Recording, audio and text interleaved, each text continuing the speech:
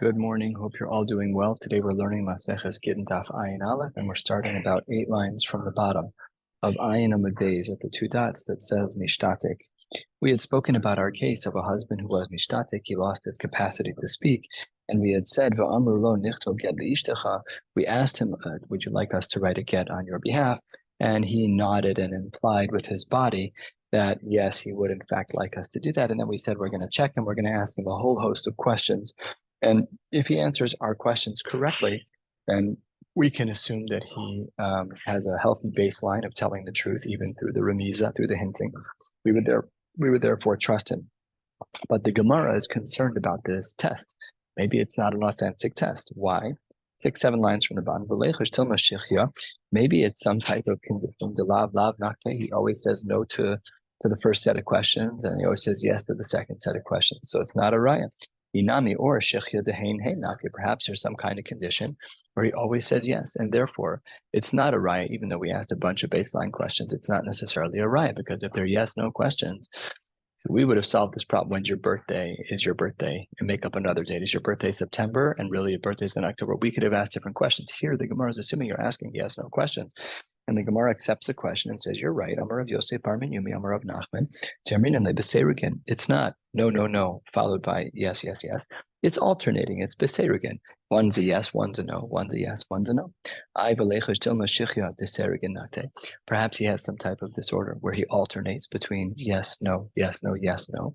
So it happened to be that he answered all of the questions correctly, but really it's not a raya. So says the Gemara, really the flow of the 6 questions we're going to ask him is the first one's answer is no, the second 2 are yes. And then the next 2 questions have the answer of no, and the last one has the answer of yes. And therefore, with this type of permutation of questions and answers, we therefore do assume that it passed muster, and we do trust him to get a divorce. And says the Gemara, Debei Rabbi Shmuel Tana, we have a different style of questions that we are going to ask him to verify that he has capacity to decide about divorce. We ask him about things that are winter things in the summer and summer things in the winter. What's an example of a question like this? So the Gemara says on the very bottom line of Ayin Amud Beis, the Gemara says, Rashi calls this a coat. That if you say to someone in the dead of the summer, would you like me to get your winter coat? Or visadini, would you like me to get your lighter blanket? And it's the winter, it's freezing. So that doesn't work, because lechosh, perhaps it could be the case. Dilma, kore achade, inami, chama achade. Perhaps he was seized by cold or he was seized by hot. People have different temperatures. So you could be in the same house. One person could be wearing a sweatshirt. One person can be wearing a t-shirt. So it's not a raya. So therefore, that's really insufficient. Ella, when we are talking about the seasons, starting to the top of Ayin Aleph, but we're talking about bipire. We have food that's imported from other places, but back in the day, you didn't have watermelons in the winter. You had all watermelons in the summer. So if it's the dead of the winter, it's December, January, February, and you say, would you like some watermelon? And he says, yeah, something's not right. And then we don't rely on his comments that he wants to get a divorce. And but if he says, sure, I'd love some watermelon, and it's June or July, no problem, then we do trust the person. So 2 different approaches as to how we can trust them. One is a specific formula of yeses and nos to yes and no questions. And the second is to ask him questions that only apply in the season. On the top of Ayin Aleph, Amud Aleph, the Gemara picks up with an Amoraic statement from Rav Kahana. Amar Rav Kahana, Amar Rav, a cheresh who's able to speak, really it means he's able to communicate through writing.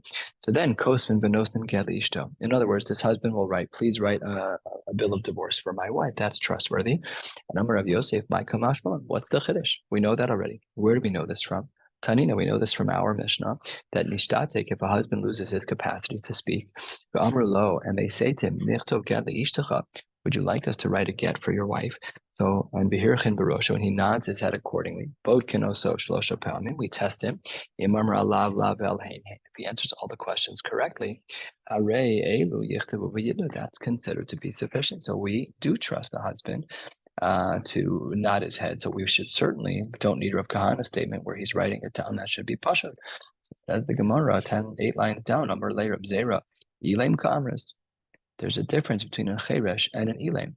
And an elaim is different. An elaim is someone who can't speak. A cheresh is someone who has no das, as we will see in the ensuing Gemara.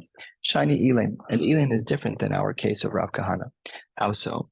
The Gemara says, the Tanya. If a person can speak but they can't hear, that's when we use the word cheresh. If they can hear but they can't speak, ze'ilim. Both of those people who are only missing one of those capabilities, we trust them explicitly. But our case is not that. The case of Rav Kahana of cheresh is where they're eno shomea and eno medaber. And because that's the case, says the Gemara, that's why it's a chiddush. The din of Rav Kahana is a chiddush, that when a person is eno shomea and eno medaber, if he is able to write down that he wants a divorce, that is considered sufficient, even though he's a full cheresh and he's lacking both capacities. The languages. How do we know that a cheresh is someone who is lacking the capacity to hear, and an elaim is someone who lacks the capacity to speak? This is based on the pasuk. The pasuk says, "Ve'ani cheresh lo eshma uch elaim lo yiftach piv."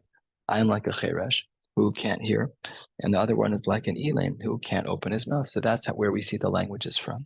And then the Gemara gives a second answer as to how we know about the language of elaim, which is like people say, ishtakil milule. His words were removed.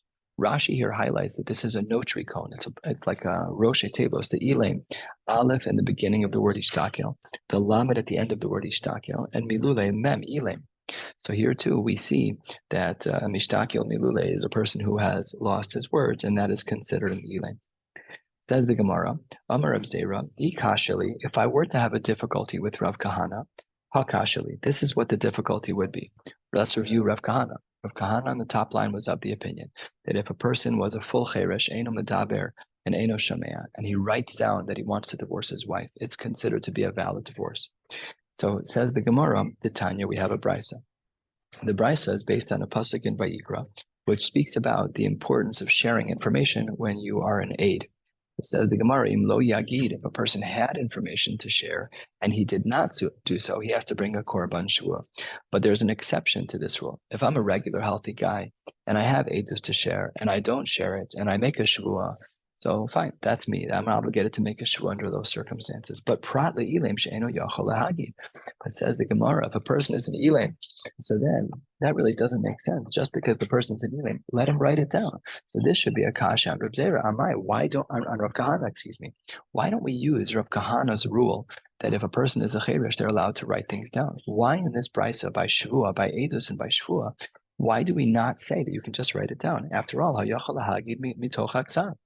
No problem. He can just write it down. So maybe that's a kasha in Rav Kahana. Says the Gemara halfway down on Ayin Aleph Amar Aleph Amar Le'abai Edus Kamras. You're asking from our world of Gittin to the world of Edus? Apples and oranges. Why? Shiny Edus. Edus is different. Rachmana Amar Mipihem V'lo Mipik Saba. Because when it comes to the world of edus, we never trust people to write things down other than their signatures. But if a person writes edus, if I saw person X by edus, the Torah says no. It has to be that the person actually said the thing and didn't write it down. So therefore, no kasha on Rav Kahana. But now the Gemara questions this answer. And the Gemara says as follows, Meisve, Kishem Shabot Kinoso Gittin, just like we check a person in regards to Gittin, and Rashi to the right, halfway down, just like when a person has become a mute and they're nodding their head, yes, we check them to make sure they're good by Gittin. We also trust them for business and for gifts, to nod their head, and for testimony, so says the Gemara, we see over here that there's a scenario where we don't require speech by edus. You wanted to argue, Abaye, that when it comes to edus, it needs to be speech and it can't be writing. I can give you a bigger chiddush. Here we have edus, and forget about writing. It's the nodding of the head. So that's a kasha on you, Abaye. How can you say that that's true, that edus requires mipihem, v'lo mipik saba? Over here, we see that edus can be brought about simply by the nod of the head. So Amar Rav Yosef says, Amar Rav Yosef bar Miyumi Amar Rav Sheshes, be'edus isha de'ekilu bo rabbana. Where is it that we're makel in this brisa that edus can be done with even with hirchen rosho, just nodding of the head? That's in regards to an isha where we don't want her to get stuck as an aguna. And mishum iguna kilu barabanan, a principle we've learned about many times, and therefore, when it comes to divorce, we're taka very lenient. It's true that type of edus is acceptable. Says the Gemara. Wait 1 second. There's another thing that's brought up in this brisa that isn't about edus, and you can't say it's mishumiguna kilu barapanan because vaktani yerushos. Even in regards to yerusha, which has nothing to do with an isha, bichla, a woman doesn't even get the yerusha. So if that's true, then we see that you're wrong. You want to say that perhaps this brisa is talking about mishumiguna kilu barapanan. That's just pasha, not true. It says the Gemara, no, even that case of Yerushos was a chiddush. Amar Rabbi Abo, 2/3 of the way down, Yerusha has beno habechor. We're talking about the Yerusha of a son, where the father, Rashi explains, is trying to change the regular rules of the regular 2x for the bechor, the pishnai, and he's changing it so that each child can get even amounts, meaning 1x even for the bechor and 1x for everybody else. There too, we allow for hirchen as rosho, that the father can simply nod his head to say that that's what he wants. But under regular cases of Yerusha, we would not rely upon that. Ay, katani mihas, what about lemasos or lematanos? In the beginning of the brisa, we saw that hirchen as rosho, that just the nodding of the head was sufficient in regards to business and in regards to gifts. It says the Gemara, my lav la'alma. Doesn't this show us that in general we're allowed to use a head nod? It says the Gemara, lo, ledite. That's only for his own decisions as it relates to his own business, things that only affect him, but nothing more broad. Now we have another question from the Gemara Meisvei, and this is going back on the original comment on the top of this page of Rav Kahana. Let's review Rav Kahana again. Rav Kahana was of the opinion that a cheresh is able to write down what he desires, and if he wants to write down that he wants to divorce his wife, that's considered acceptable. So it says the Brisa, 2/3 of the way down, cheresh l'holchubo. If there's a cheresh, we do not follow his hints. We do not follow his jumpings, any of his lip movements. The only time we ever follow the remizos, kvitzos, and ksaviad is by metaltalin. Aval lo legittin. That's black on white, straight in the face against Rav Kahana. Rav Kahana said we taka do rely on them when it comes to Gittin. This brisa says aval lo legittin. It says the Gemara, you're 100% right. And Tanoi, really it's a machloket Tanoi. Rav Kahana is in the lenient camp. And this brisa is obviously in the machmir camp. Where is the brisa that supports Rav Kahana to be lenient, to say that we allow for the writing of a get from a person who was nishtatek? Tanoi, he says the Gemara Tanya. Amar Reb Shimon ben Gamliel, b'medvar mamure v'cheresh meikaro. When is it that we say that this is true? That's by a person who was a cheresh from when he got married. Aval pikech b'nischaresh, but if when the husband got married he was a pikech, he was healthy, and then b'nischaresh, and then he became a cheresh, hu kosei v'hein chosman, no problem. Then he can write down his desires, and the Adam can sign the get, and everything will be fine and good. Asks the Gemara on this assertion of Rabban Gamliel, v'cheresh meikaro lo. Is it in fact true that if a person is a cheresh meikara, that we don't allow him to write it down? That's not true. Just like a person can get married through hinting, so too kach motziat beremiza. So too a person can get out of a marriage beremiza. So then why would you say that a cheresh is not a person who was initially a cheresh, who is now still a cheresh? Why would you say that he's not allowed to do the divorce? So it says the Gemara, you're 100% right if it's talking about his wife. But what are we dealing with over here? We're not dealing with a regular wife. We're dealing with, says the Gemara, biyavimto. We're dealing with a case of yibum. And if the wife is a yibum wife, then the halachos are different than the wife is a regular wife. So the Gemara says, yavimto miman. How did this type of yibum actually work out? What was the case? Don't worry, this is not yivamos type of stuff. I mean, it is, but not really. It says the Gemara, if Ruvain was a cheresh, and then Ruvain died and they didn't have kids, and then she married Shimon who's a cheresh. So then Kashem Sheknisasa Beremiza Kachitziasa Beremiza. No problem. The whole marriage is all on level footing. She got married to a cheresh, she became a Yavama to a cheresh, and then she can get divorced through Remiza, no problem. Ella, what are we talking about over here where there's a restriction, where if a person is a cheresh meikar, that it doesn't work? Ella denafalemi achiv pikech. If the initial husband wasn't a cheresh but was a pikech, and now he's a cheresh, that doesn't work. That does not work. And the Gemara gives another possibility. Really, she did come into the marriage from the initial husband being a cheresh, but ugzera achiv cheresh atu achiv pikech. Perhaps there's a gezerah of two cases of yibum that are very similar. One is where the initial brother was a cheresh, and one is where the initial brother wasn't a cheresh. And because those two cases are similar and they're confusable, therefore we have a rabbinic injunction against both cases that you're not allowed to do it. Yachi says the Gemara Ishto Nami. Why don't we have a rabbinic injunction because of a regular wife as it relates to an Isha Yavama, to a case of Yavimto? Says the Gemara, Yavimto be Yavimto Mechlafa. People can easily confuse cases of Yibum if Ruvain was a Cheresh versus if Ruvain was a Pikeh. But the woman is a Yavama either way. In those cases, there's a lot to be confused about, I understand. But a regular Isha is not even shaykh to the world. Maybe she has kids. Maybe there's no shaykh to Yibum at all. So to that, the Gemara says, Isha biyavim talo mechlafa. Asks the Gemara on our second approach here, would we really have a case scenario of a cheresh atu bikeach even within the realms of Yibum? Turning to the top of Ayin Aleph and Beis, well, it's not. That doesn't make sense.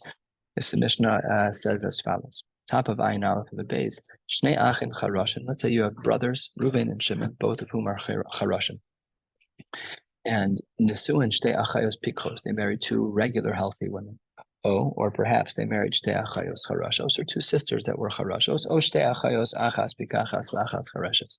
It's two men, Reuven and Shimon, who married two sisters, and the two sisters can be any iteration of Cheresh and Pikach. V'chein, similarly, Shtei Achayos, two sisters, Charashos, and they're Nesuos l'shnei Achin Pikrin, or l'shnei Achin Charashin, or l'shnei Achin Echad Pikach ve'echad Cheresh.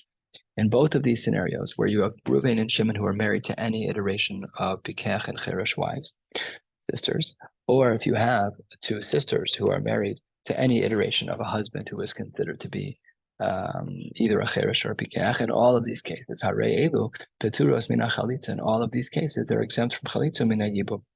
If the two wives were not sisters, but were rather strangers to one another, in other words, if they were random women and not sisters, so then Yikantu, they can get married. And if he wants to divorce them, he can divorce them. But why is it that over here we don't say a concern of Cheresh atu bikech? So this is a kasha in the second answer. Ella says the Gemara, Machvarta, we need to then fall back on our original answer. And the case that we had said was the appropriate solution to Reb Shimon ben Gamliel's brisa was the case of the Naftalei me'achiv pikach, and that we were talking about a case where the original brother was a pikach, where Reuben was a pikach, and not a cheresh with a gzeira of cheresh atu pikach. We've uprooted that concern. The Gemara says about a quarter of the way down, maybe a fifth of the way down on Ayin Aleph Amud Beis, 10, 12 lines down, Amar Rabbi Yochanan Chalukin alav chavera al Rashbag. Not everybody agreed with Reb Shimon ben Gamliel. Amar Abaye Afana Namitani. Now we know that Nishtate is lo yotzi, that if she became crazed, then she cannot get divorced. Nischareshu, if he became a cheresh, o nishtate, or if he became crazed, lo yotzi olamis, there can be no divorce at all. But we don't know what my olamis means. What does it mean that their divorce can never happen? Doesn't this mean that even writing things out would not be sufficient? And that's a kasha on what we've learned earlier. Amar Papa, no, that's not the implication. Rav Yochanan was only adding this line to teach us that Ilav de Ashmin and Rav Yochanan. Without his line, I might have made an error in understanding Rav Shimon ben Gamliel. Abamina Rashbag Fushe Time the Tanakama Udasa. I might have thought that Rav Shimon ben Gamliel was just qualifying what the Tanakama held.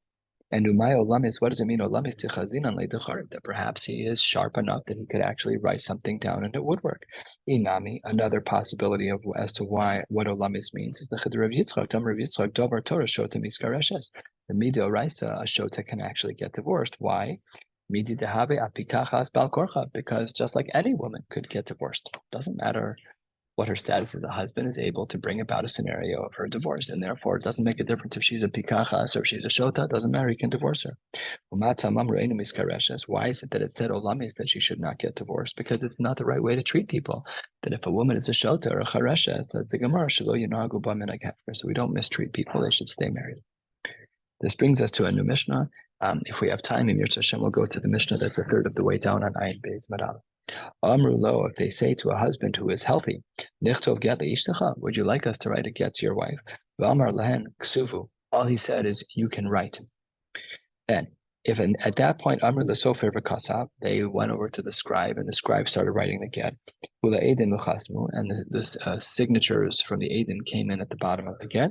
Afal Ishak Savu v'Chasmu, even though it was written properly and it was signed properly. V'Nasnuhulo, and it was given to the husband after it was written. V'Chazar v'Nasnala, and then he handed it over to her. Get Batel, that doesn't count. Why? Because all the husband said was ksuvu. And Achi Yomar the Sofer, Ksov Ula Eidim Chasumu. We need both. We need to tell the Sofer to write, and we need to tell the Eidim to sign. Remember, this is talking about a bari. That's what Rashi says at the beginning of our Mishnah. But if you have someone who is a shchiv meira, regular shchiv meira, Rashi also talks about a case of a shchiv meira chacham. If you have a case of a regular shchiv meira, that's different because we try to fulfill his dying word. But in this case, as it relates to a bari or a shchiv meira chacham, in those cases, ksuvu is not enough and the get is bata. If the husband all he says is ksuvu, it's insufficient. And the Gemara makes it deep. Time adelo amar tnu. Had the husband said ksuvu tnu, she'd be fully divorced.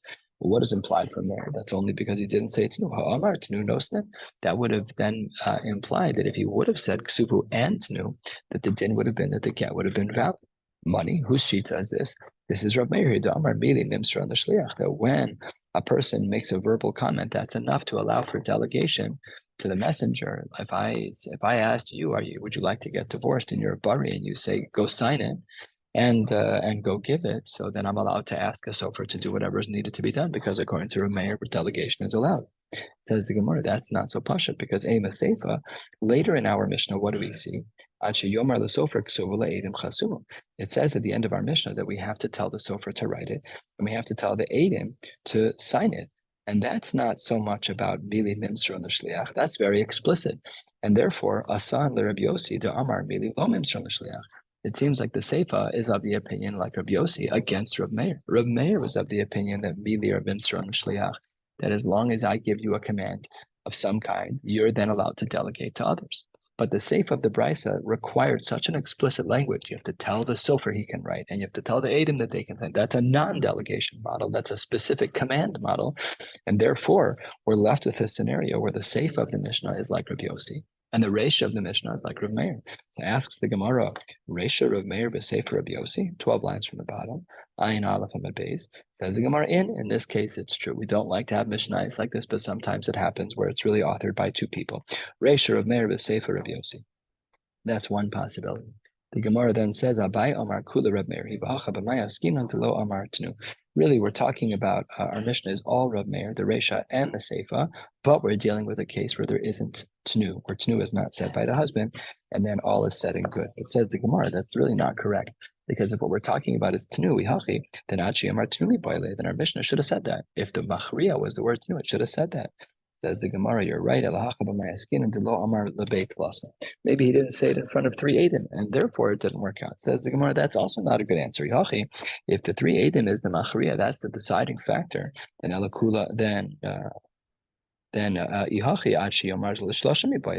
so then the Gemara provides another answer and says, Ella, perhaps Kula Rabbi Yossi. Really, it's like Rabbi Yossi who says that we don't allow for delegation at all. The husband did not say Imru, and now we're just back on regular non-delegation rules. Says the Gemara, if that's true, then we should have added that as the determining factor of adding in the word Imru. The ode, and furthermore, this also doesn't work the Rabbi Yossi model, because Mimo, the Rabbi Yossi, Ba'omer Imru, even Rabbi Yossi wouldn't allow this to happen. He doesn't support the idea of Imru. Where do we see this? We saw this already a couple of blot ago. It says here on the side that we saw it on Daf Samach Vav. So the Gemara says, because Ve'atnan, we have a Mishnah, Kosav Sofer Be'ed Kosher. If a sofer writes and an aid signs, it's kosher. And V'amar of Yirmiyah, we're talking about a case of chasam sofer shining, where the sofer himself was one of the signatories. V'amar of Chizda must need some money. It must be that this is Rabbi Yossi, the Amar, maybe lo mimsur on the shliach. That it must be a case scenario where we hold like Rabbi Yossi, that we're talking about a delegation not being allowed. If we would have thought that Rabbi Yossi would have been modeh to a case of imru of delegation, then the following awful thing could have happened. What is that awful thing? The Gemara says, the zimnin to amar the a man can say to two people, imru l'sofer v'yichtov v'yichtov u'leploni v'ploni v'yachtem. You can have a sofer say to, you can have a man say to the sofer, please go right, and then to Reuven and Shimon, you guys be the signatories. The mishum kisuf of the sofer, And because they're uncomfortable having the sofer not sign, apparently it was the standard that a sofer should sign. Faishi, they're concerned about him, and then they let him sign. That's not what happened. So you can't say that all of this works according to Rabbi Yossi. And the word that is the distinguishing factor here is Imru, because he doesn't like Imru at all. So therefore, Lamachvarta, Reisha Reb Meir B'Sefer Reb Yossi. The Gemara says, actually, let's go back to answer number one, which is less complicated than the other version. And that is that the Reisha is Reb Meir and the Sefer is Reb Yossi. The Reisha is Reb Meir, and we seem to hold in the beginning of our Mishnah that we allow for a delegation model of the get, and the Sefer is Reb Yossi, where it seems that we don't. And the last answer for the day, and this will bring us to the Mishnah, is Rav Ashi Amar Kula Reb Yossi. Really, Rav Ashi gives another version of the previous answer, and he says, I really can make it work out that it would even be Reb Yossi, and I have a brisa to support me. Says the Gemara, our Mishnah is really a velomi boya kamar. Not only this, but that. Again, it's a template. It's a structure of text. How would it look? Lomi boya hecha delo amar tnu. I don't need you to tell me about a case where he doesn't say tnu, that doesn't count. Ela filu amar tnu lo. Even if you say tnu, the get won't be kosher. And velomi boya hecha delo amar lebeit tlas. I don't need you to tell me when there aren't three people. Ela afilu amar lebeit tlas. Although it still wouldn't work even if you said it to three people. Velomi boya hecha delo amar imru. I don't need you to tell me where you don't say the delegation motto. Because Rabbi Yossi is Rabbi Yossi, he doesn't agree to the delegation motto. And Tanya Kavasi the Ravashi agrees. Ksav Sofer, Lishma, the Chasmu Edim, Lishma. Ravashi found a Bryce, and it says that if the Sofer wrote Lishma and the Edim signed Lishma, even if they wrote it and they signed it and they gave it to the husband and the husband gave it to the wife. So until he tells the sofer, I need you to write non-delegation, specific command, classic Rabbi Yossi. And you guys need to actually be the ones to sign. This is clearly like Rabbi Yossi, and we've explained the whole Mishnah then. The Gemara just picks up on two words. Yishmu, we need to hear him. This word of Yishmu is actually la'afuke miman de Omar. Mod Rabbi Yossi ba'omer. This precludes us from the possibility that Rabbi Yossi would ever admit to Omer. We see from this brisa that he doesn't, and he certainly doesn't throughout. That was the whole case of the Nafak Mini Churva that we just saw. The Rabbi Yossi doesn't agree to delegation.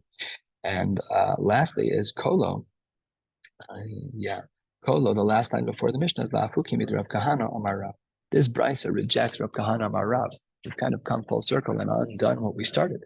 Because at the top of Daf Ayin Aleph Amud Aleph, the memra and the name of Rav Kahana Amar Rav was that a cheresh can sign. And here it seems to be, it has to be kolo, it has to be his voice and not his pen. And therefore, from the conclusion of the Gemara, it seems that we reject Rav Kahana. And that really the din is that if a husband is a cheresh, that writing down the get is insufficient. So machlokas tanaim, but that's what the Gemara concludes. Wishing you all a very meaningful fast and a beautiful day.